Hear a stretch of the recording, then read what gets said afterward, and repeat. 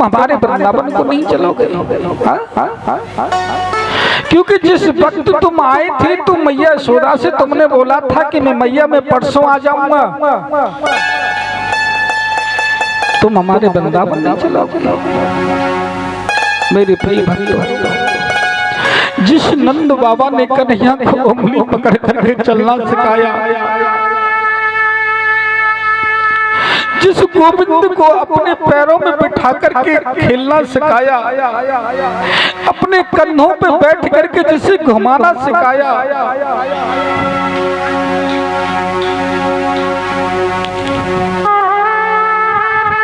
जिन ब्रजवासियों के साथ खेलते खाते घूमते फिरते कन्हैया बड़े हुए, 11 वर्ष 56 दिन के हुए, उन ब्रजवासी सखाओं से नंद बाबा से कृष्ण ने 2 टूक मना कर दिया कि तुम जाओ, मैं आने की चेष्टा करूंगा। उस वक्त क्या बीती होगी मेरे प्रिय भक्तों से नंद बाबा के हृदय पर और ब्रजवासियों के हृदय पर।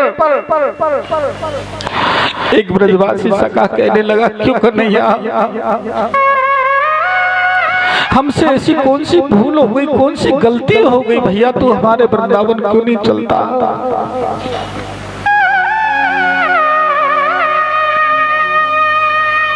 कन्हैया कहने लगे, हे ब्रजवासियों, तुमसे दूर रहकर तो मैं प्रसन्न नहीं रह सकता, लेकिन कुछ परिस्थितियां मेरे सामने ऐसी हैं कि मैं तुम्हें बता नहीं सकता।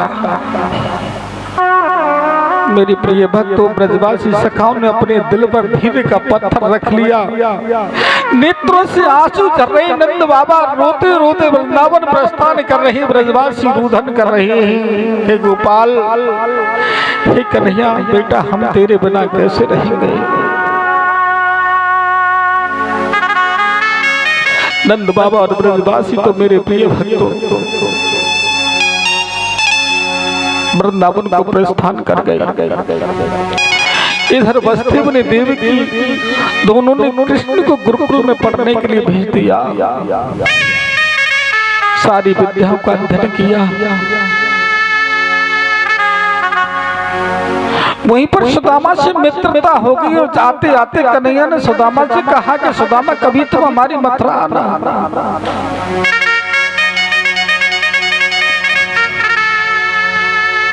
कभी तुम हमारी मथुरा आना। सुदामा जी बोले, देखो भैया, समय मिलेगा तो आने की कोशिश करूंगा। प्रेम से बोलो जय श्री कृष्ण।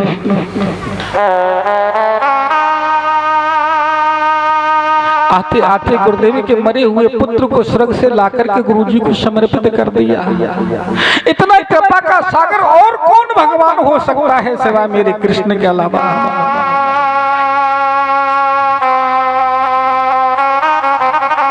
मेरा कन्हैया बड़ा कृपा का सागर है जी। हाँ, बस्ती जी ने कृष्ण का मुंडन कराया। कौन मुंडन कर रहा है, किसका मुंडन हो रहा है, गोविंद को कुछ पता नहीं है, क्योंकि केवल मेरे कन्हैया को तो मैया यशोदा की रह रह के याद आती है, उन ब्रजवासियों की याद आती है मेरे गोविंद को, और कन्हैया के नेत्रों से आंसू झरते हैं।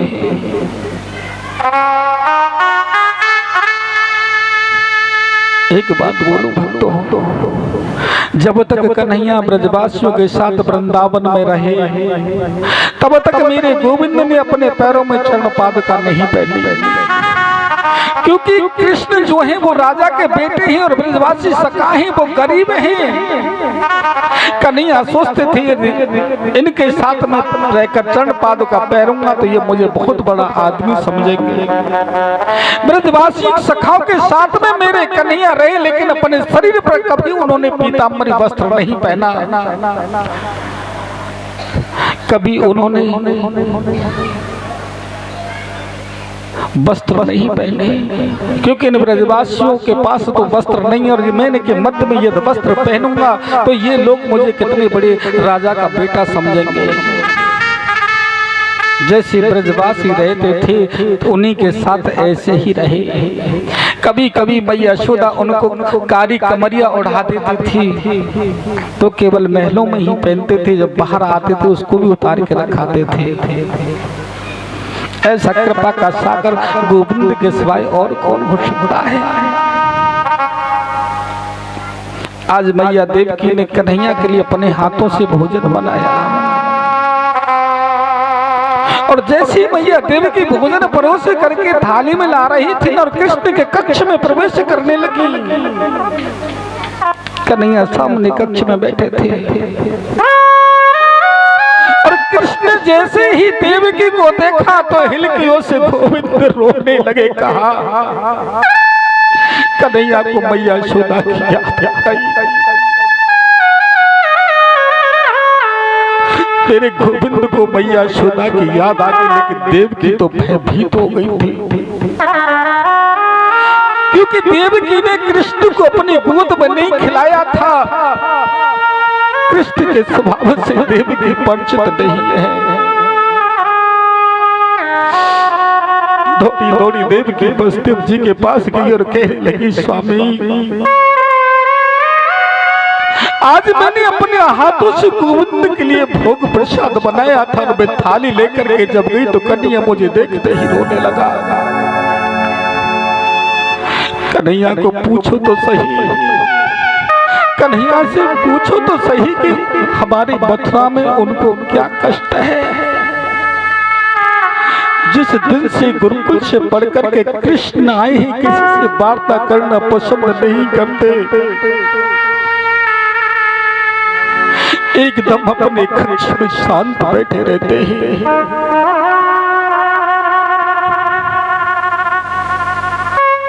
वसुदेव जी कहने लगे, देवी कन्हैया के स्वभाव से तो मैं भी परिचित नहीं हूं। मैं कैसे कृष्ण को पूछूं कि तुम्हें हमारे मथुरा में क्या कष्ट है, क्या तकलीफ है।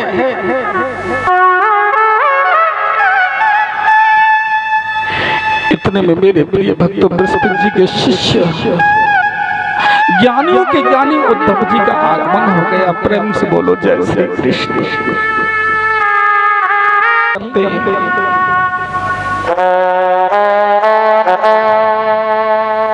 तुम कृष्ण से जाकर के ये पूछो तो सही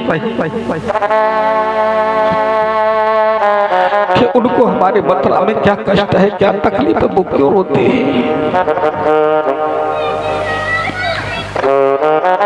उद्धव जी कहने लगे, पिताजी आप चिंता न करें। जैसे उद्धव जी मेरे प्रिय भक्त कृष्ण के कक्ष में प्रवेश करने लगे और कृष्ण के कक्ष में प्रवेश करते ही मेरे गोविंद अपने मंच से खड़े होकर आकर के उद्धव को अपने अंग में भर लिया और हिलकियों से रोने लगे। उद्धव ने कहा, कन्हैया तुम काहे को रोते हो, क्यों रोते हो। हमारे मथुरा में तुमको कोई कष्ट है, कोई तकलीफ है। कन्हैया उद्धव को अपने हृदय से लगा कर रोने लगे।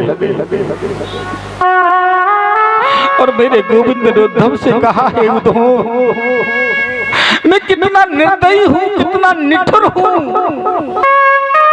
जिस नंद बाबा ने मुझे उंगली पकड़ के चलना सिखाया और उस नंद बाबा ने जब मेरे से कहा कि हे गोपाल तुम वृंदावन नहीं चलोगे, जिनकी गोद में खेल कूद करके मैं बड़ा हुआ, उसी नंद बाबा से मैंने दो टूक मना कर दिया। हे उद्धव तुम ही बताओ क्या मैंने गलत नहीं किया। जिन ब्रजवासियों के साथ में रहता था, जो ब्रजवासी मुझे अपना मानते थे और बिना मेरे वो एक क्षण नहीं रह सकते थे, मैं बिन के बिना नहीं रह सकता था। आज उन्हीं ब्रजवासी जब मुझे छोड़ करके गए तो मैंने उनसे दूर दूर मना कर दिया। क्या बीती होगी नंद बाबा के हृदय पर, क्या बीती होगी उन ब्रजवासियों के हृदय पर।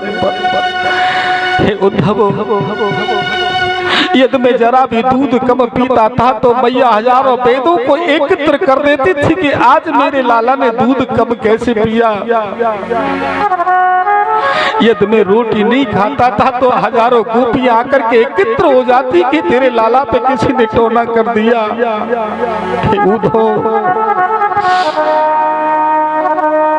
मैं जरा भी सुस्त हो जाता था तो मैया बड़े बड़े टोने वालों को बुला करके मेरा टोना उतारा करती थी।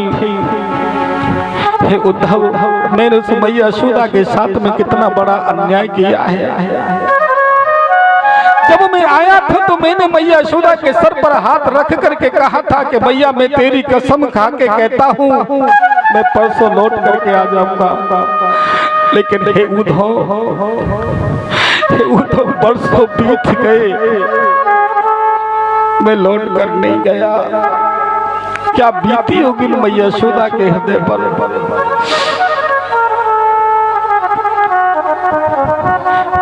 क्या बीती होगी उन ब्रज गोपियों के ऊपर।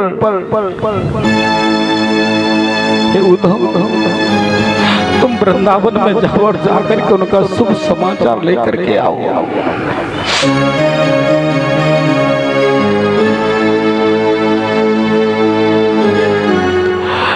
उद्धव कहने लगा मैं जाऊं, मैं वृंदावन। ज्ञानियों की ज्ञानी बृहस्पति जी का शिष्य जब मैं वेदांत भाषा में ब्रजवासियों से बात करूंगा, उन ग्वारियों से जब मैं बात करूंगा तो मेरी भाषा को वो क्या समझेंगे। कन्हैया बोले बारे उद्धव।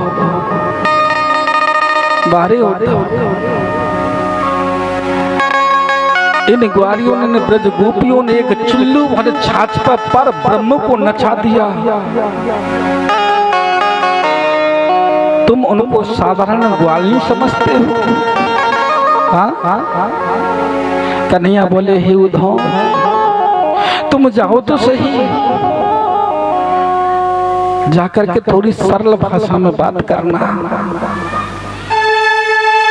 उद्धव कहने लगा सुनो जी, मैं जाऊंगा तो सही, लेकिन 2 घंटे से ज्यादा वृंदावन नहीं रुकूंगा। कन्हैया ने अपने मन में सोचा ये तो समय बताएगा कि आप 2 घंटे में आओगे या 7 महीने में आओगे। लेकिन सुनो आप ऐसे मत जाना,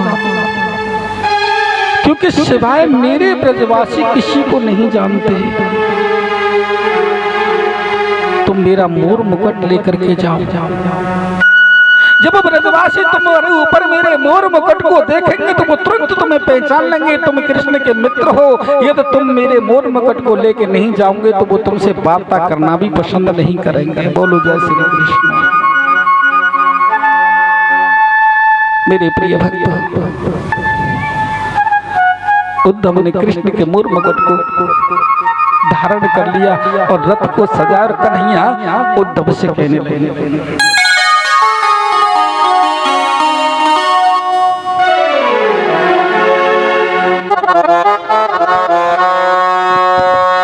बाकी बिहारी लाल की जय। उद्धव मैया जैसे कहियो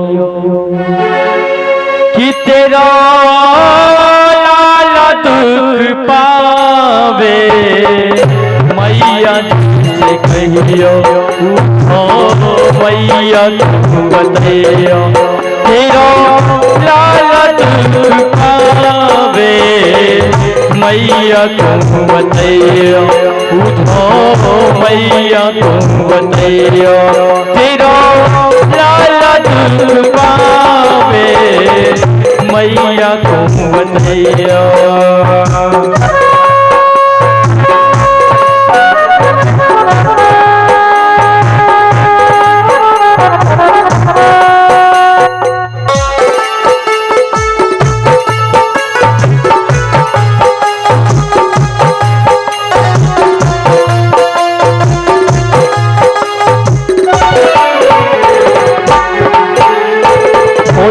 खबावे माखन मिश्री चल अचरज न करावे, कोई न खबावे माखन मिश्री चल अचरज न करावे, कोई न खबावे माखन मिश्री चलत रन न करावे कोई न खवावे माखन मिश्री चलत रन न करावे माखन मिश्री नाम न जाने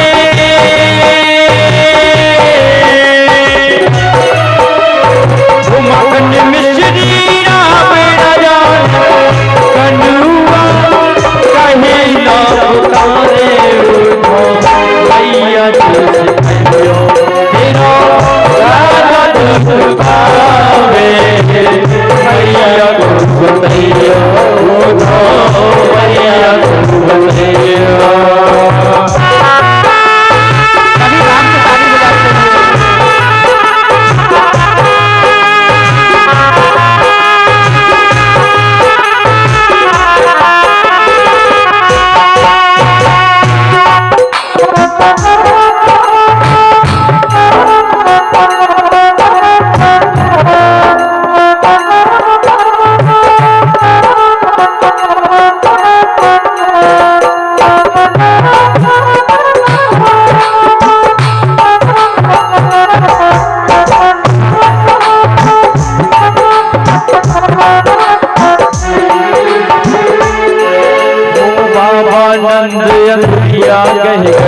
पावन चल वो सिखायो पावन अंगुरिया देखे पावन चल सिखायो पावन अंगुरिया देखे पावन चल वो सिखायो पावन अंगुरिया देखे पावन चल सिखायो क्यों जान कन्हैया मेरा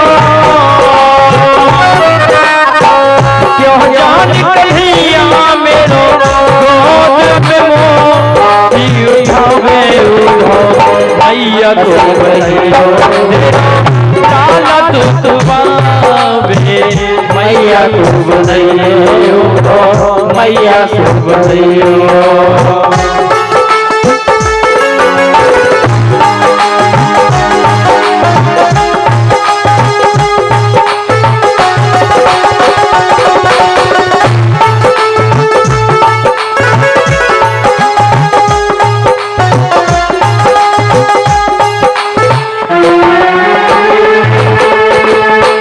चल जाओ जीव आज भी जाओ ब्रज में चल जाओ जीव आज भी जाओ ब्रज में चल जाओ जीव आज ही जाओ ब्रज में आज ही जाओ ब्रज में अबे याद कभी ग्वालन की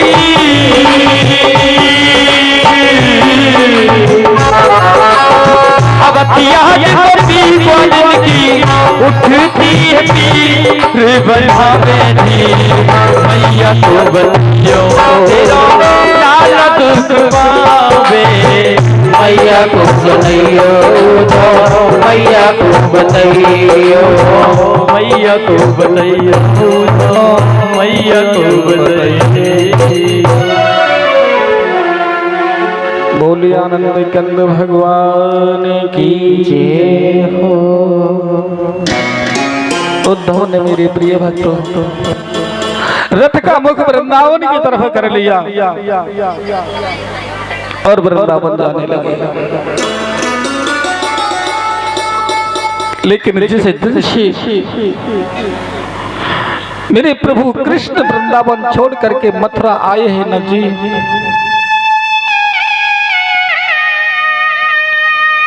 उस दिन से ब्रज गोपियों ने ब्रजवासियों ने अपने अपने ग्रह का कार्य करना बंद कर दिया।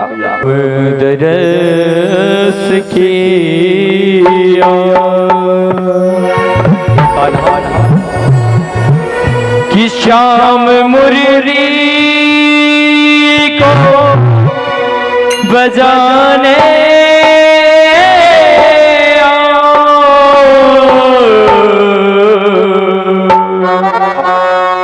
रूठी राधा रूठी राधा रूठी राधा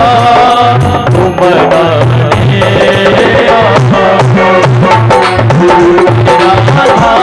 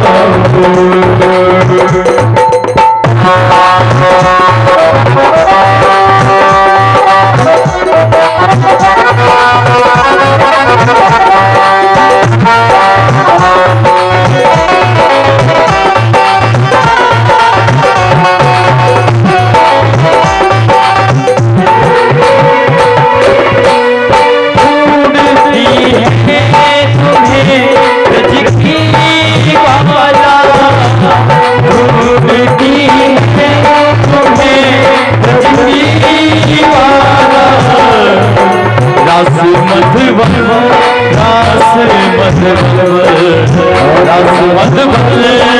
तेरे चढ़ते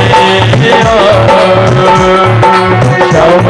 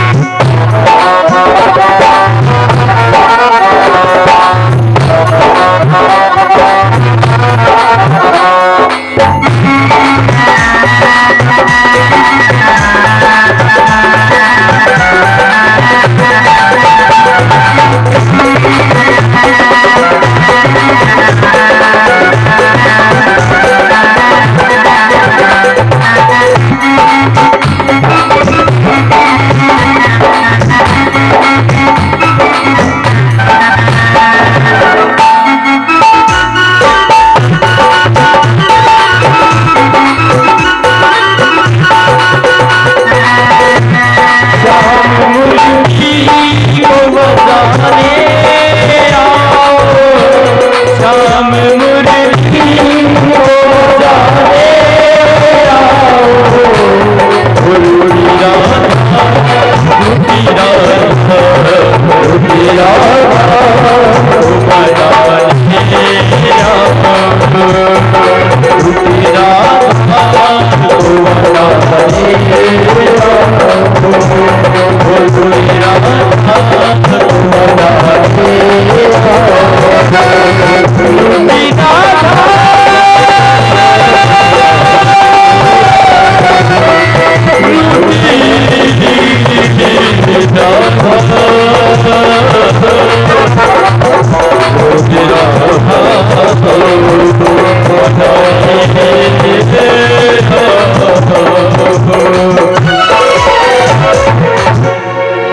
बोली आनंद कंद भगवान की जय, राधा रानी सरकार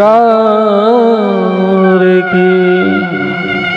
क्यों क्या हो गया? हाँ? कोई बात हो गई?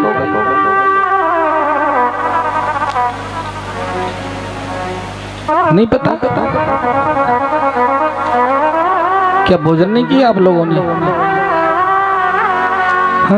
मैं बोलता हूँ जय और आप कर दो ऐ।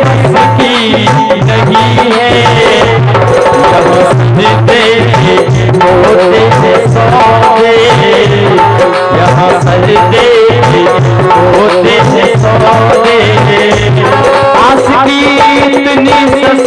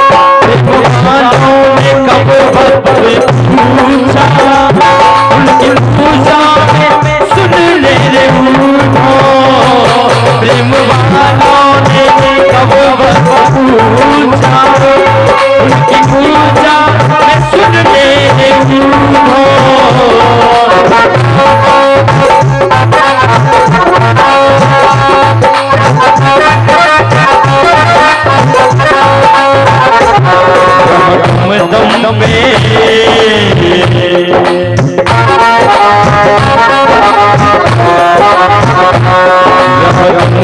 दम में होती की पूजा सर झुकाने की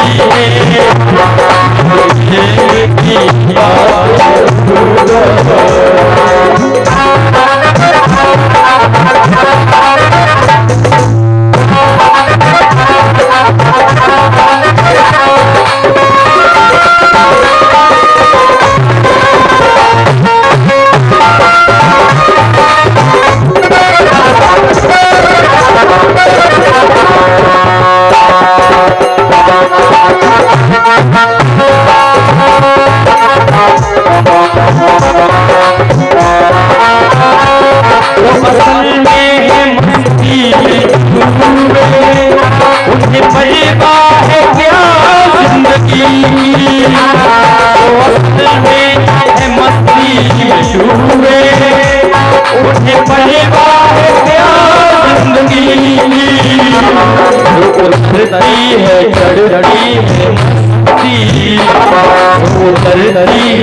चढ़ती है मस्ती वो हकीकत में मस्ती लगी है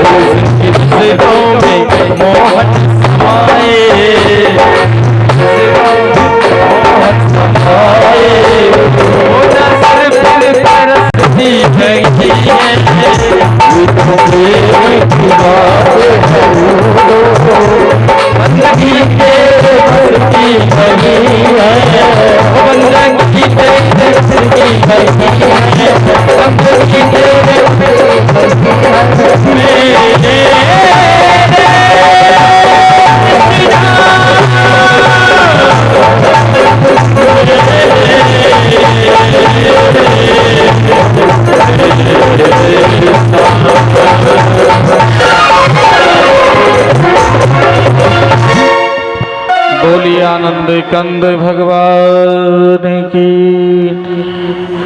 राधा रानी सरकार की जय। मेरे प्रिय भक्तों,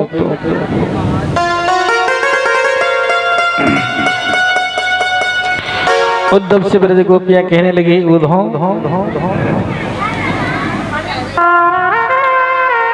ये तो एक प्रेम की बात है, तुम सोचते हो कि हम उसके लिए रोती नहीं। मथुरा यहाँ से कोई ज्यादा दूर थोड़ी है, सवेरे जाती शाम को 3 बार मिलकर के कन्हैया से लौट करके आती है।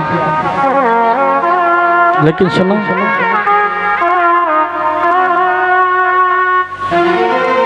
हमारी भी प्रतिज्ञा है,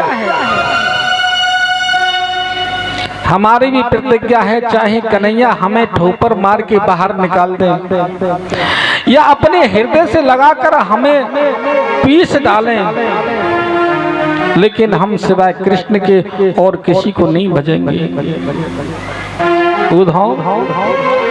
उद्धव तुम तो भय भोरे पाती लेकर आए दौड़े, योग कौन जाने यहाँ रोम रोम श्याम बसे हैं। यहाँ पर रोम रोम में कन्हैया बसा है, रोम रोम में श्याम बसा है।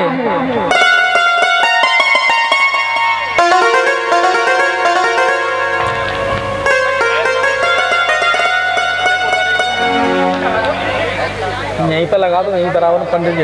हाँ हे उद्धव, हम सिवाय कृष्ण के किसी को नहीं भजेंगे। कन्हैया कन्हैया पुकारा करेंगे, कन्हैया कन्हैया पुकारा करेंगे, ब्रज की लताओं में गुजारा करेंगे। कभी तो मिलेंगे वो बांके बिहारी, उन्हीं के चरणों में चित लगाया करेंगे।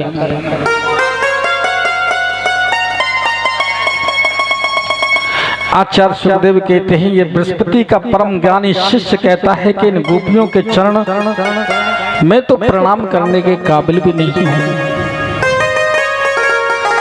मेरे प्रिय भक्तों, 2 घंटे की बोल के गया था, तो वो 2 घंटे से ज्यादा नहीं रुकूंगा। लेकिन प्रेम समुद्र में, प्रेम नगरी में ऐसा गोता लगाया उद्धव ने, कभी ऊपर जाए कभी नीचे जाए, कभी ऊपर जाए तो कभी नीचे जाए। 7 महीने बाद जब उद्धव को होश आया तो अपने आप को गोपियों के चरणों में देखा। बोलो जय श्री कृष्ण।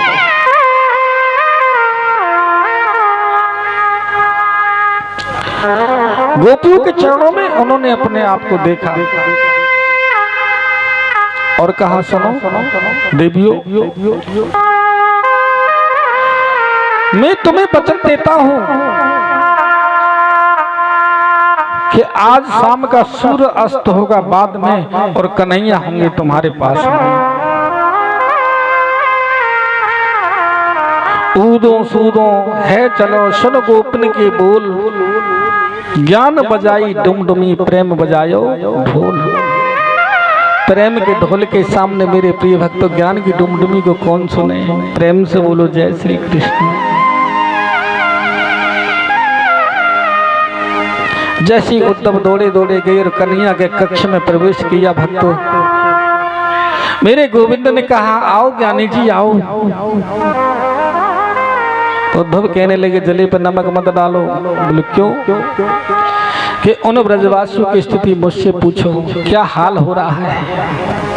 मैया यशोदा का हाल मुझसे पूछो, नंद बाबा का हाल मुझसे पूछो। एक ब्रजवासी मेरे से बोलो, हे उद्धव, जिस दिन से हमारा लाला वृंदावन छोड़ के गयो है, बाद दिन से हमारे ऊपर गरीबी आ गया। क्योंकि सबसे बड़ा धन तो कन्हैया है। जब कन्हैया ही ना है तो यह धन को हम क्या करेंगे। हे उद्धव, हे कन्हैया, तुम बड़े निठुर हो, बड़े निर्दयी हो। तेरी याद में मैया यशोदा सूख सूख करके लकड़ी जैसी हो गई। जिस दिन से तू वृंदावन से आया है, किशोरी राधा उस दिन से सोई नहीं। पशु पक्षी गाय बछड़े एकदम शांत ऋषियों की तरह बैठे रहते हैं। हे उद्धव, हे कन्हैया, उन ब्रजवासियों का दुख मेरे पर नहीं देखा गया। कन्हैया मुस्कुरा करके बोले, सुनो भैया, ना तो वो मेरे बगैर रह सकते, ना मैं उनके बगैर रह सकता हूँ। इसलिए तुम थोड़ा नेत्र बंद करो। जैसे ही मेरे प्रिय भक्तों उद्धव ने अपने नेत्रों को बंद किया और थोड़ी बात खोलकर देखा, तो मेरे कन्हैया ने सर्वांग गोपियों का दर्शन के मध्य में किशोरी का दर्शन उद्धव को करा दिया। बोलो जय श्री कृष्ण। उद्धव बोले, जब सब कुछ ऐसा ही था तो ये नाटक क्यों किया। हाँ हाँ हाँ। बोले, उद्धव तुम ज्ञानी तो थे, लेकिन मेरा मन था कि थोड़ा प्रेम का पुट और लग जाए तो सोने में सुहागा हो जाएगा।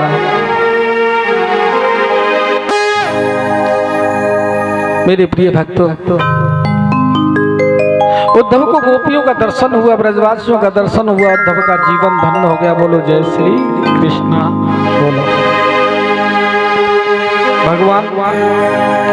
इसके बाद जब जाके घर गए आए, अक्रूर जी के मन को अनुमति जगाई। बोलो जय श्री कृष्ण। बुढ़ी बाके में हरिलाल की जय हो। अपनी बाड़ी में अमृत घो,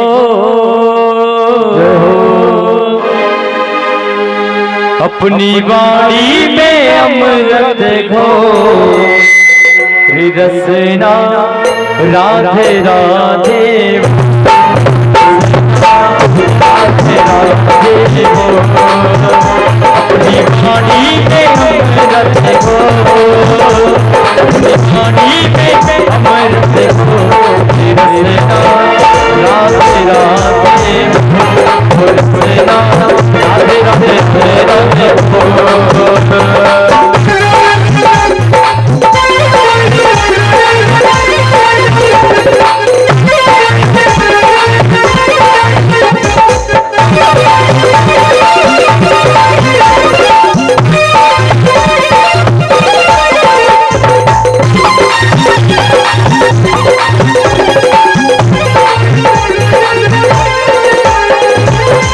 राधा नाम है प्रभु का प्यारा राधा नाम है प्रभु का प्यारा राधा नाम है प्रभु का प्यारा इससे खुलता स्वर्ग का द्वारा इससे खुलता स्वर्ग का द्वारा नहीं है राधे राधे हो रसना राधे राधे हो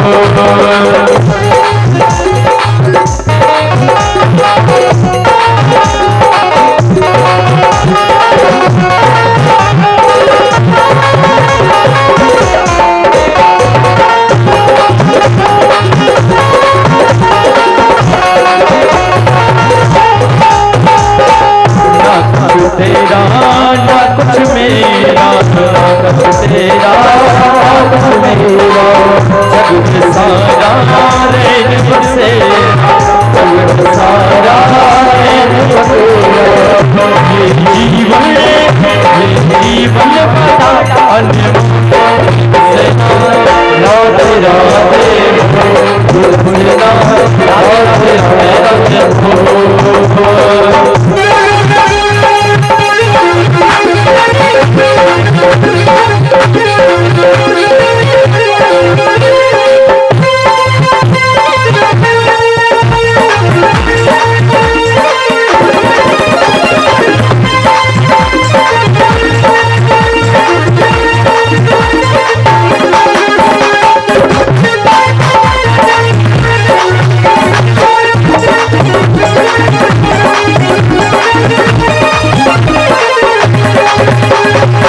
प्रभु के नाम का ले लो सहारा प्रभु के नाम का ले लो सहारा प्रभु के नाम का ले लो सहारा ये जीवन ना मिलेगा तुम्हारा ये जीवन ना मिलेगा तुम्हारा सब मन के सब मन के ताने राधे राधे हो रसना राधे राधे हो रसना राधे राधे हो रसना राधे राधे हो रसना राधे राधे हो रसना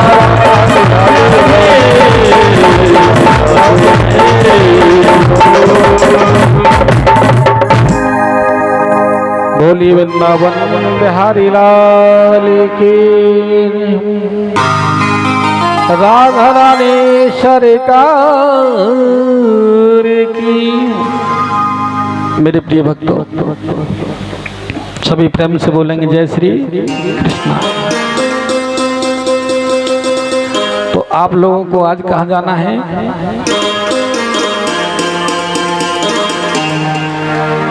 बारात में चलोगे?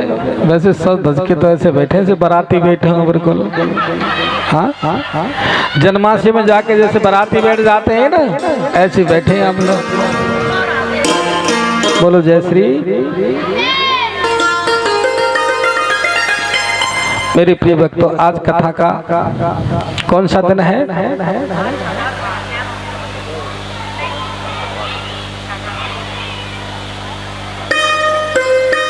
थोड़ा कैमरा बंद कर लो थोड़ी देर के लिए।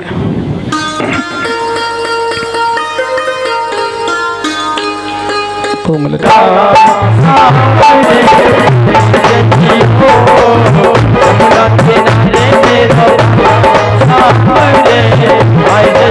हो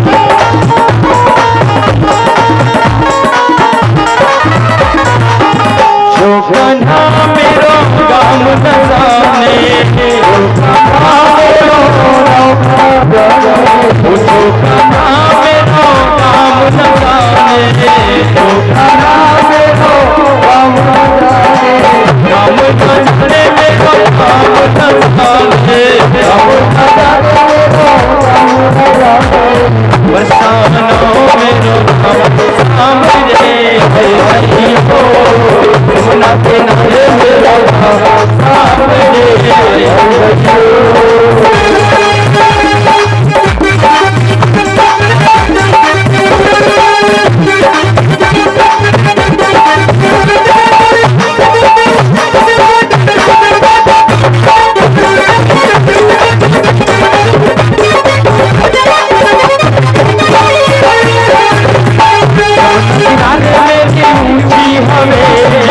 यमुना किनारे मेरी ऊंची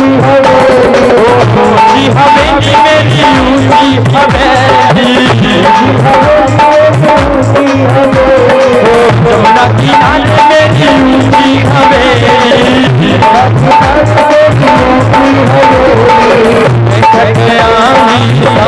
सामने आए जइयो, यमुना किनारे मेरे सामने आए जइयो।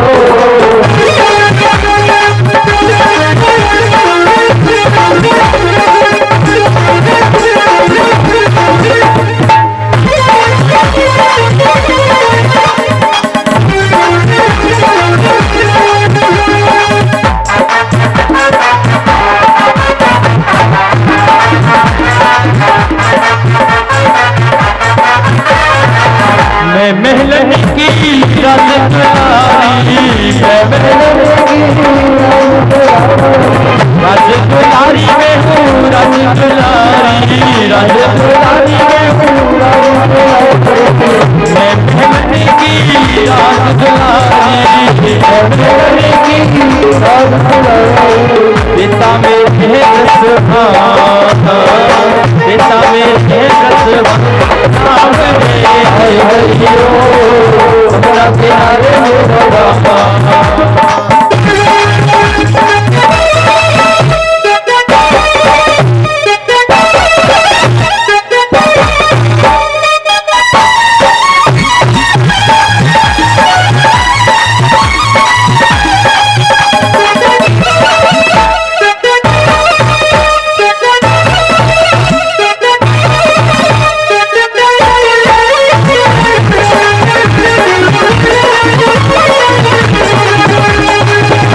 किनारे मेरा राम सामने आए जइयो, यमुना किनारे मेरा राम सामने आए जइयो, यमुना किनारे मेरा राम सामने आए जइयो।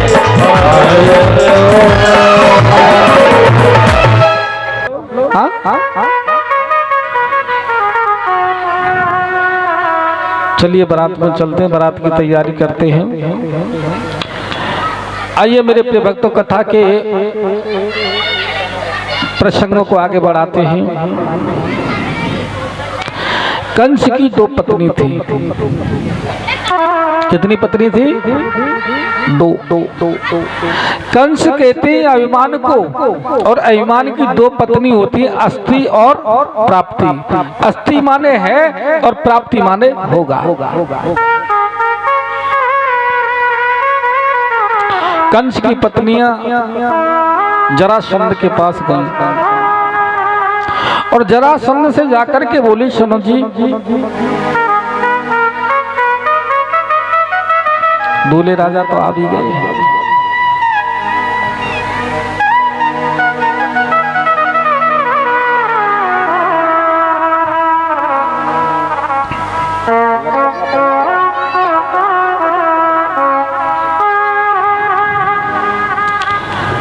अस्थि माने है और प्राप्ति माने होगा।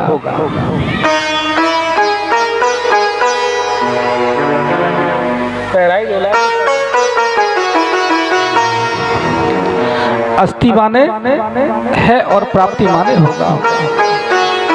जरासंध की पत्नी ने जरासंध से जाकर के कंस की पत्नी ने बोल दिया, और जरासंध ने मेरे प्रिय भक्तों 23 अक्षौणी सेना लेकर के और मथुरा पर चढ़ाई कर दिया। एक बार नहीं, दो बार नहीं,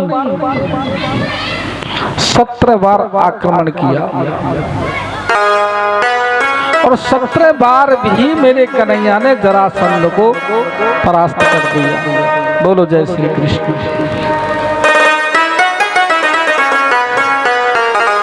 अठारहवीं बार जरासंध ने 11,000 ब्राह्मणों को पूजा पाठ पर बिठाया। किस पे बिठाया? और ब्राह्मणों से कहा, सुनो,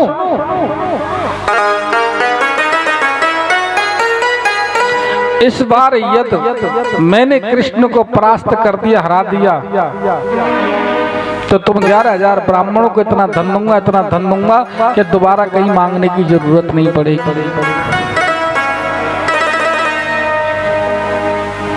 और यदि मैं कृष्ण से हार गया तो तुम 11,000 ब्राह्मणों को सूली पर चढ़ा दूंगा।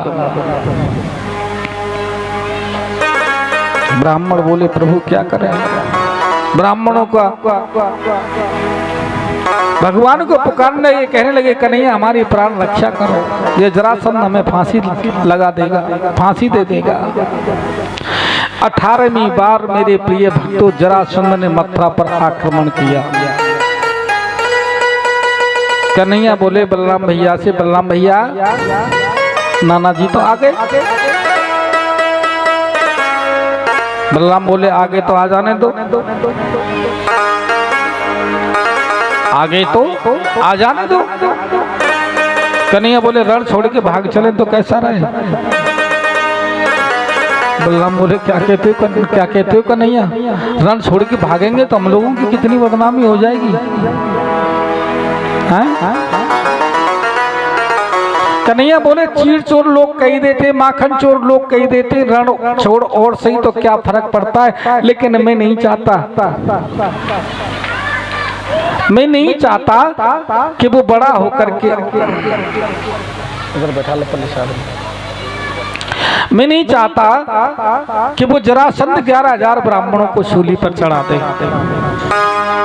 मेरे प्रिय भक्तों, कन्हैया रण छोड़ के भाग निकले। जरासंध ने हल्ला मचा दिया कि रण छोड़, रण छोड़, रण छोड़। उसी दिन से मेरे कन्हैया का नाम पड़ेगा रण छोड़ राय। बोली रण छोड़ राय भगवान की जय।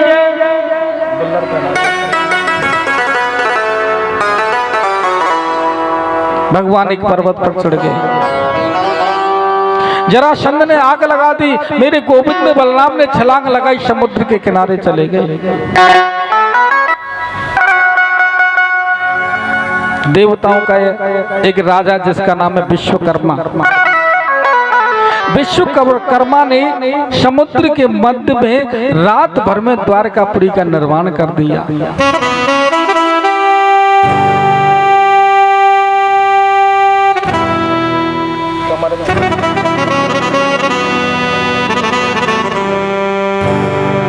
और मेरे गोविंद बलराम उसमें वास करने लगे।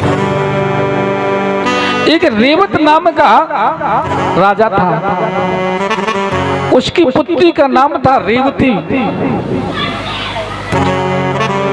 और रेवती का विवाह बलराम जी के साथ हो गया। बोलो जय श्री कृष्ण।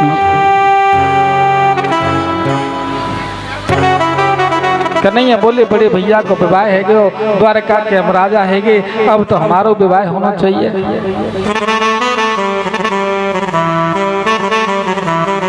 तो कुंदनपुर के एक राजा है जिनका नाम है भीष्म। राजा भीष्म पर 5 पुत्र थे। बड़े पुत्र का नाम था रुक्मी, लेकिन कोई पुत्र नहीं थी। प्रभु की कृपा ऐसी हुई, राजा भीष्म को एक कमल के फूल पर एक कन्या मिल गई, जिसे हम रुक्मणी कहते हैं। और उसने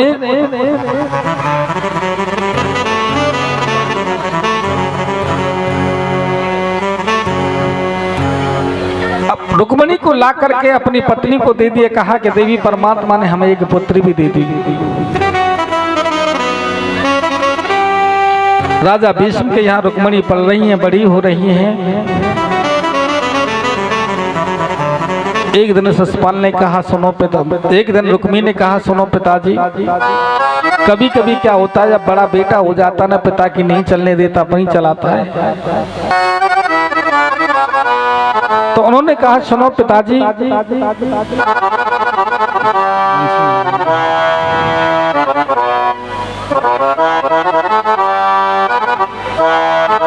कि नाटक तो केवल स्वयंवर के लिए होगा। मैंने शिशुपाल को वचन दिया है कि वरमाला रुक्मणी शिशुपाल के गले में डाले।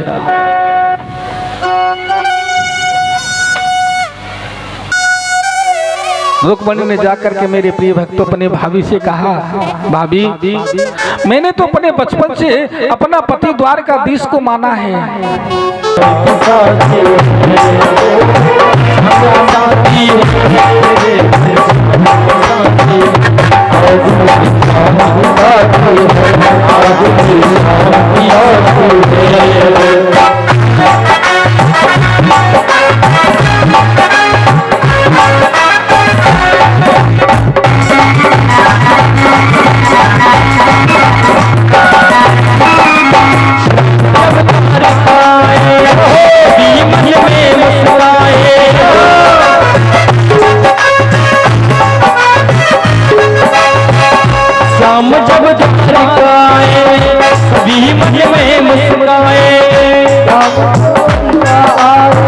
देखो सबन ने खुशी है, पर बेटा वार ने खुशी ना है, मुँह तो ऐसा लगा है।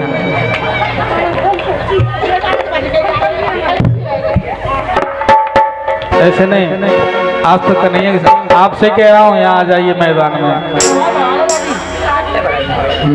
चलो बोलो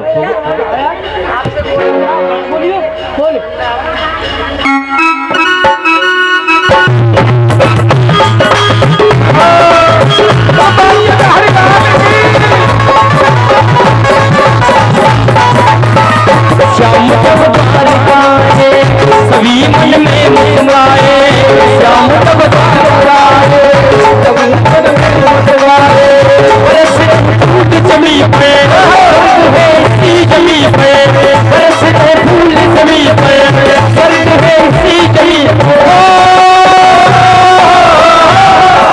लगता है जैसे पूरे ब्रह्मा की शादी, आज कृष्ण की शादी, आज कृष्ण की शादी, राम की शादी है मेरे घर, श्याम की शादी है, आज श्याम की शादी है।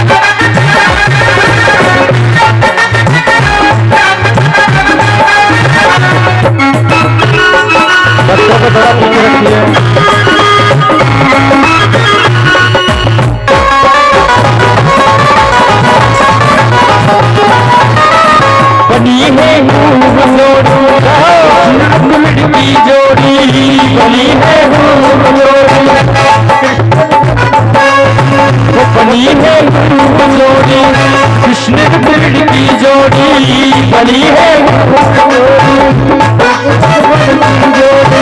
खुशी से नाचे हैं मिला विड़ को भगवान, खुशी से नाचे हैं मिला विड़ को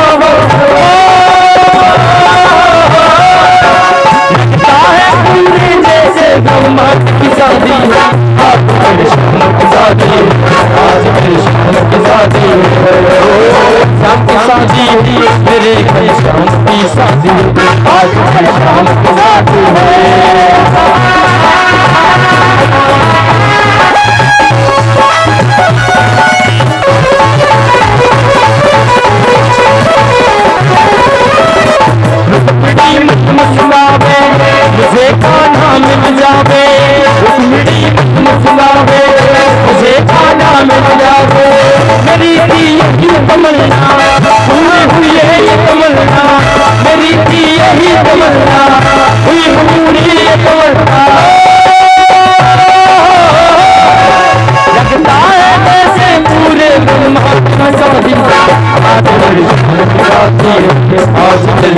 की शादी है, शाम की शादी है, आज मेरे शाम की शादी है, आज मेरे शाम की शादी है, आज मेरे शाम की शादी है, शाम की शादी है, मेरे घर शाम की शादी है, आज मेरे शाम की शादी है, आज मेरे शाम की शादी है, आज मेरे शाम की शादी है। बोले आनंद कंद भगवान की। सभी बाराती बैठ जाएंगे। कैमरा वाले भैया बैठ जाओ, पेमेंट मिल जाएगा तुम्हारा, बैठ जाओ, तुमसे नहीं कह रहा हूँ। बैठ जाइए बहन जी, बैठ जाइए। बच्चों को बैठाओ, पीछे से हटाओ।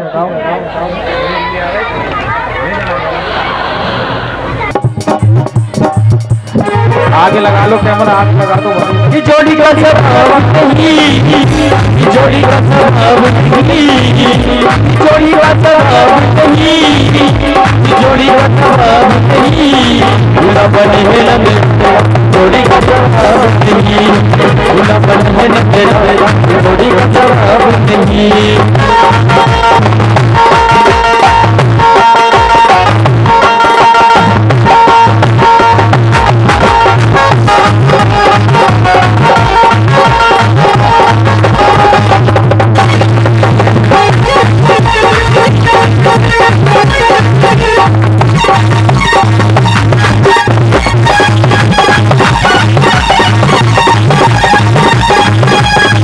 मेरी चूड़िया हरी चूड़िया, तुम मेरे हरी चूड़िया, तुम मेरे हरी हरी हरी चूड़िया, तुम मेरे हरी चूड़िया, बिना मेरे न जोड़ी का जवाब नहीं, भूला भूला है न तेरा जोड़ी का जवाब नहीं।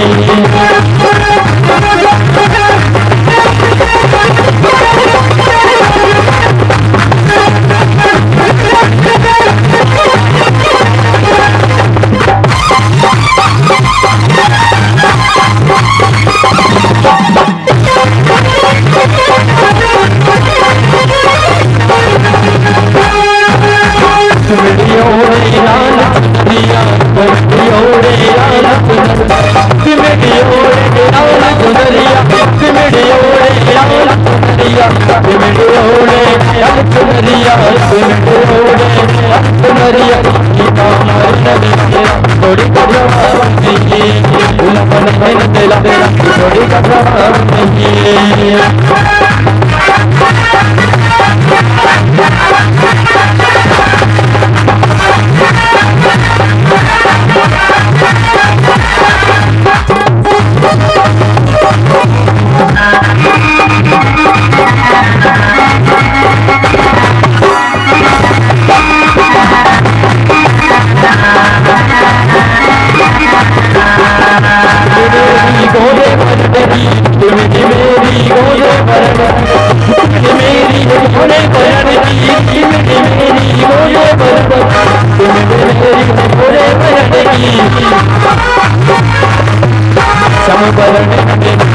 जोड़ी का जवाब नहीं, भूला भले है न तेरा जोड़ी का जवाब नहीं, भूला भले है न तेरा भूला भले है न तेरा जोड़ी का जवाब नहीं, भूला भले